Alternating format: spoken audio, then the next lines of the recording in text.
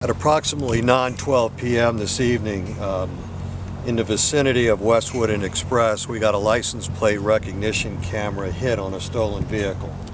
A number of our officers flooded the area, and that was at 9:12, and we picked up on the vehicle.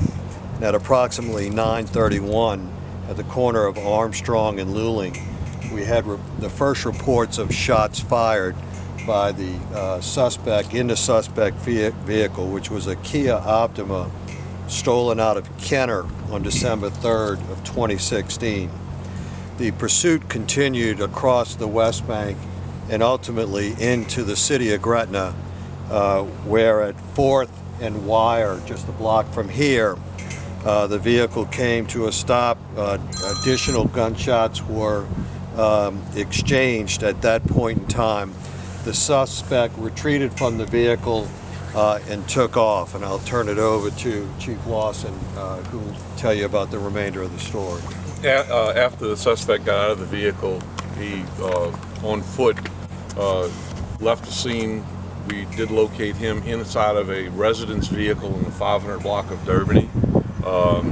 He has a single gunshot wound. He's at University Hospital. We do have one of our officers who was struck by the vehicle. And intentionally, he tried to run over several officers. He's at the hospital as well in good condition. And it's our understanding, so no officer was shot, he was just hit by the vehicle, correct? Correct. Talk about, this is an ongoing issue. Talk about how difficult it is to meet us again and again when an officer or a deputy is injured. Well, obviously, it's a gut check for us of the dangers that we face out on the street. I mean, this is over a stolen vehicle, and the perpetrators obviously do not want to be captured. They don't want to get caught, and they don't want to go to jail. And the fact of the matter is that they're significant impact players on the safety and security of our community each and every day. And we have officers that are struck by vehicles, and many of the times you don't even hear about a number of stories that we have to deal with. You're here tonight because shots were fired, obviously, which even adds to the level of danger that we face.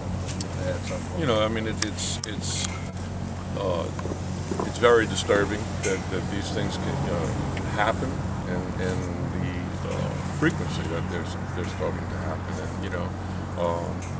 And as the sheriff said, these individuals involved don't want to get captured. They don't want to go to jail. So, and they don't mind or have a second thought of firing on the officers. Did the suspect ram into the cars here? Was a roadblock set up of some kind? Yes, there was a roadblock set up. He did, as I said, strike one of our officers with the vehicle. There was some other vehicles that were involved in a crash at the end. Was the officer inside or outside of the vehicle? He was outside the vehicle. And his injuries? His injuries, it's an injury to his leg or ankle at this point. We don't know whether anything was broken, but he was struck by the vehicle, but he is in good condition. And the suspect, you said, was shot one time where? Or? I think in the belly, in the stomach, yeah. Main torso, through and through. And is the suspect's injuries life-threatening at all, or? No.